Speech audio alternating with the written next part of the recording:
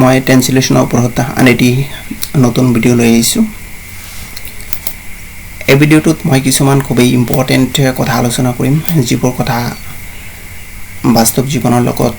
বা ইংৰাজী ভালকৈ কোৱাৰ ক্ষেত্ৰত বা লিখাৰ ক্ষেত্ৰত খুবেই প্ৰয়োজন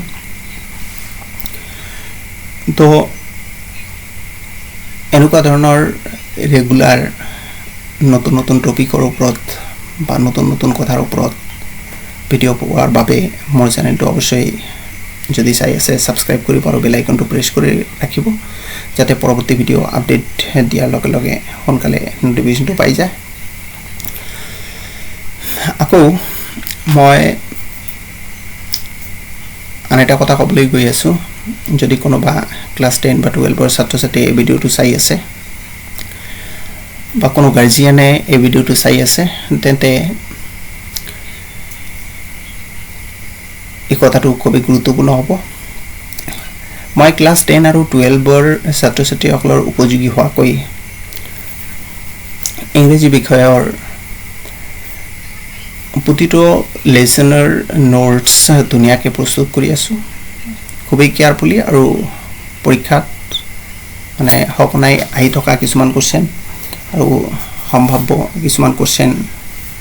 ইনক্লুড কৰি মানে প্ৰতিটো লেছনতে মানে যিকোনো ধৰণৰ কেনেকুৱা ধৰণৰ কোৱেশ্চন পেটাৰ্ণ থাকিব পাৰে বা কেনেকুৱা ধৰণৰ কোৱেশ্চন আহিব পাৰে ক্লাছ 10 হওক বা 12 হওক সেবাৰ আণ্ডাৰত বা CBSE আণ্ডাৰত হওক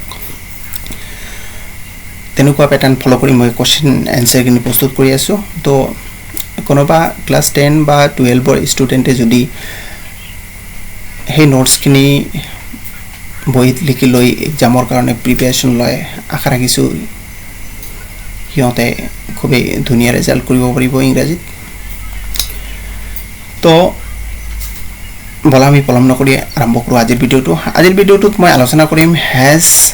হ্যাভ আৰু হেজৰ বিভিন্ন অৰ্থ মানে হ্যাভ আৰু হেজ বিভিন্ন ঠাইত ব্যৱহাৰ কৰা হয় আৰু সিহঁতৰ কি অৰ্থ বেলেগ তো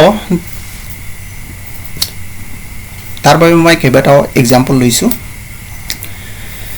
যেনেকুৱা ফাৰ্ষ্ট এক্সাম্পল লৈ গৈছোঁ মোৰ এখন গল্প কিতাপ আছে তো কি হ'ব এইটো ট্ৰান্সলেশ্যন কৰিলে আই হ্যাভ এ ষ্টৰী বুক ইয়াতে হ্যাভটো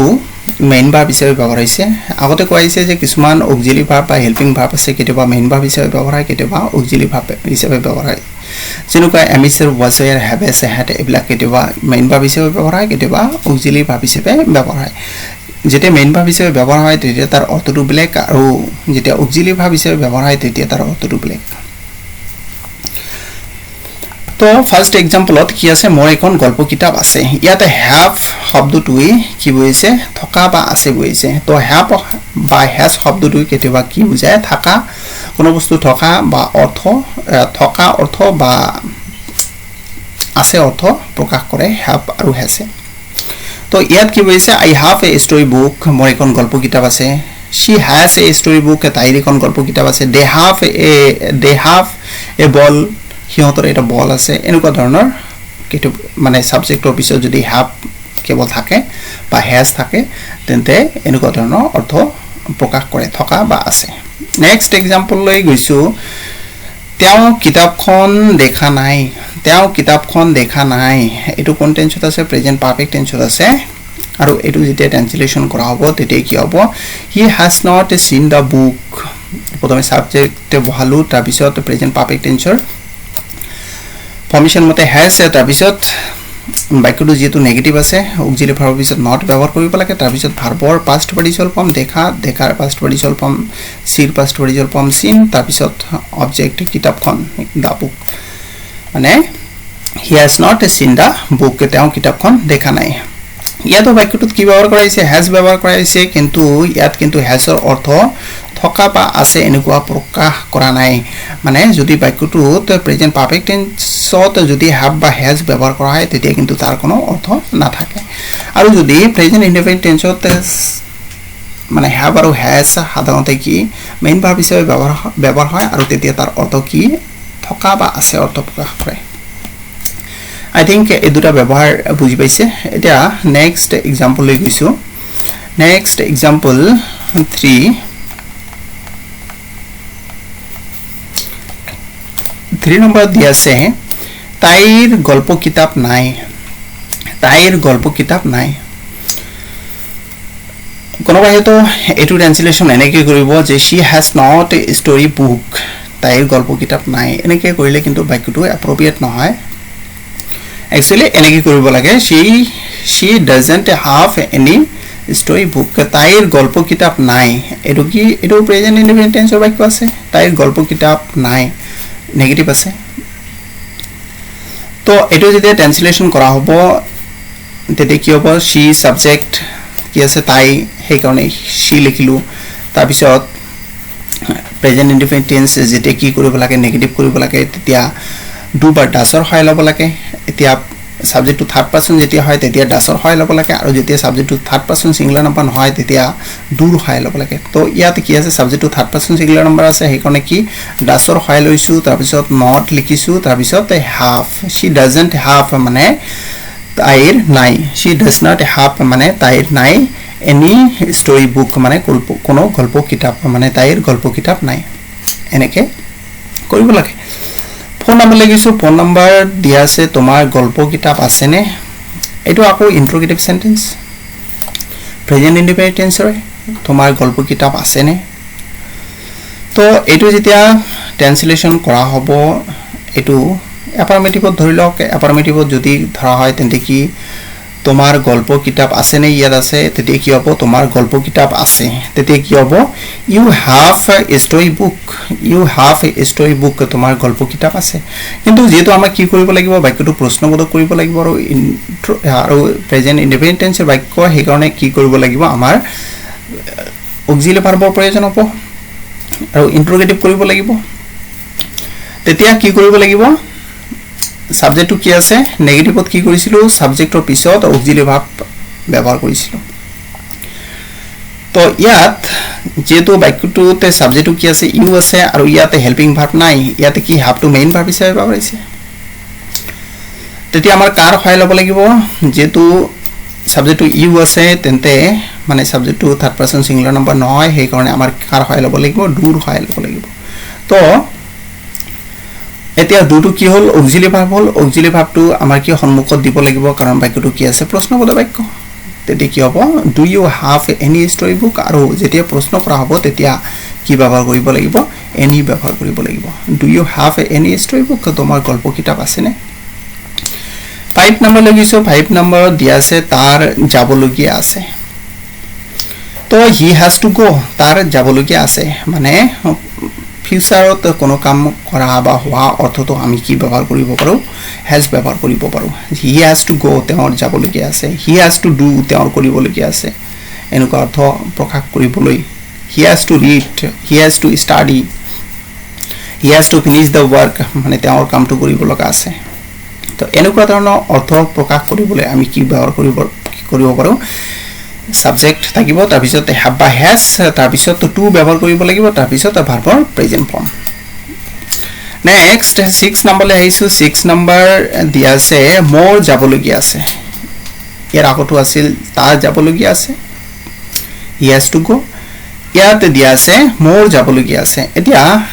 আগতো কি আছিল হি আছিল সেই কাৰণে হ্যাজ বহিছে ইয়াত কি আছে আই আছে মোৰ আছে তেন্তে I have to go মানে মোৰ যাবলগীয়া আছে তো এটো এনেকুৱা ধৰণৰ অৰ্থ মানে ফিউচাৰত কোনো কাম হোৱা অৰ্থ প্ৰকাশ কৰিবলৈ আমি কি ব্যৱহাৰ কৰিব পাৰো have to বা has to ব্যৱহাৰ কৰিব পাৰো ইয়াতো কি ব্যৱহাৰ কৰাইছে I ব্যৱহাৰ কৰাইছে তাৰ পিছত have তাৰ পিছত to তাৰ পিছত ভাৰ্বৰ প্ৰেজেন্ট ফৰ্ম ব্যৱহাৰ কৰিব লাগিব I think এইখিনি বুজি পাইছে নেক্সট আইছো 7 নম্বৰ লৈ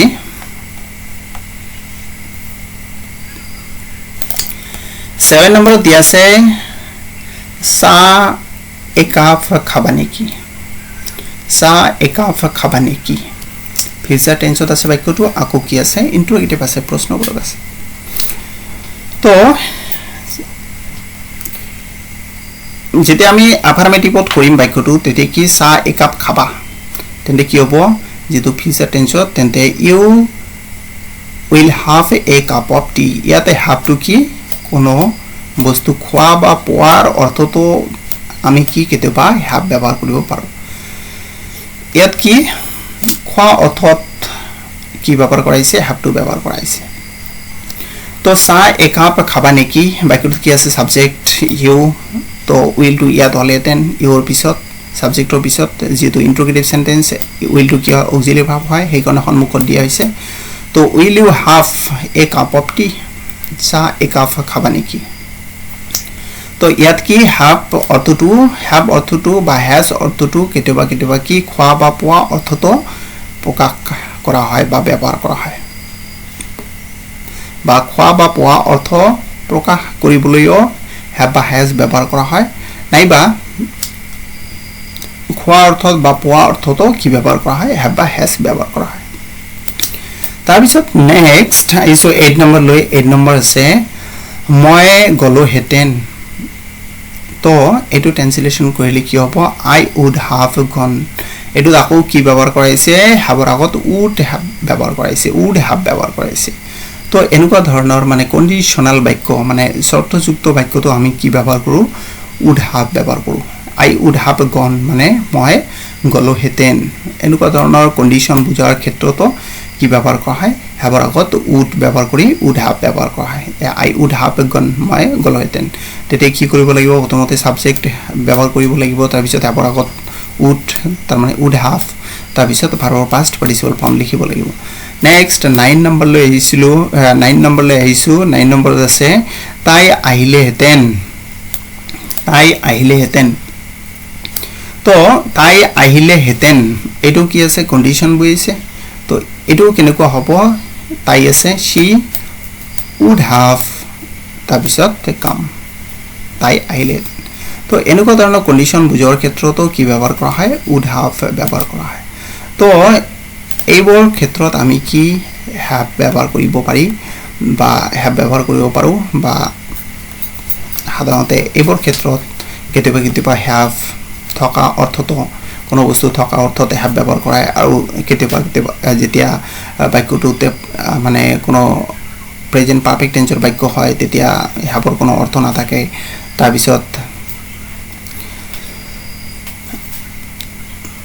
হ্যাভ থকা বাক্য যেতিয়া কি কৰা হ'ব নেগেটিভ কৰা হ'ব তেতিয়া কি ব্যৱহাৰ কৰিব লাগিব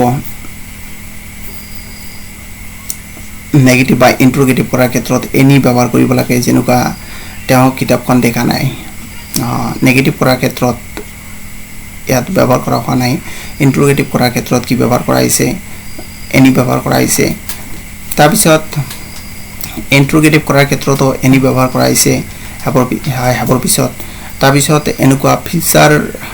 মানে ভৱিষ্যতে কোনো কাম হোৱা অৰ্থটো আমি কি হ্যাভৰ পিছত কি ব্যৱহাৰ কৰিব পাৰো টু তাৰ পিছত ভাৰ্বৰ প্ৰেজেন্ট ফৰ্ম মানে এটো ইনফিনিটিভ বুলি কোৱা হয় একচুয়ালি সাবজেক্ট তাৰ পিছত হ্যাভ এছ তাৰ পিছত ইনফিনিটিভ এনেকে তাৰ পিছত আকৌ কোনো বস্তু খোৱাৰ ক্ষেত্ৰত বা পোৱাৰ ক্ষেত্ৰতো আমি হ্যাভ শব্দটো ব্যৱহাৰ কৰিব পাৰো আৰু কন্ডিশন বুজোৱাৰ ক্ষেত্ৰত আমি কি উড হ্যাভ ব্যৱহাৰ কৰিব পাৰো তো আশা ৰাখিছো ভিডিওটো চোৱাৰ পিছত অলপ হলেও মানে 2-4টা নজনা কথা মানে জানিব পাৰিছে তো ভিডিওটো ভাল লাগিলে অৱশ্যই মোৰ চেনেলটো সাবস্ক্ৰাইব কৰিব আৰু বেল আইকনটো প্ৰেছ কৰি ৰাখিব যাতে এনেকুৱা ধৰণৰ নতুন টপিকৰ ওপৰত ভিডিও আপলোড কৰাৰ লগে লগে সোনকালে নটিফিকেশনটো পাই যায় আৰু আকৌ এবাৰ কৈছো যে মই ক্লাস 10 আৰু 12ৰ ইংলিশ সাবজেক্টৰ প্ৰতিটো লেসনৰ কোৱেশ্চন আনসাৰ প্ৰস্তুত কৰি আছো বা কিছুমান লেসনৰ কোৱেশ্চন আনসাৰ অলৰেডি প্ৰস্তুত কৰিছো তাৰ বাবে মই এই ভিডিও ডেসক্ৰিপচনতে লিংক দি দিম কোনোবা ইচ্ছুক ক্লাস 10ৰ ছাত্ৰ বা ছাত্ৰীয়ে যদি এই কোৱেশ্চন আনসাৰ খিনি বিচাৰে লিংকতে ক্লিক কৰি কোৱেশ্চন আনসাৰ খিনি লিখি ল'ব পাৰে আৰু এক্সামৰ কাৰণে প্ৰিপাৰেচন ল'ব পাৰে তো পিছত এটা ভিডিওত লগ পোৱাৰ প্ৰতিশ্ৰুতিৰে আজিৰ ভিডিওটো ইয়াতে সমাপ্ত কৰিছো ধন্যবাদ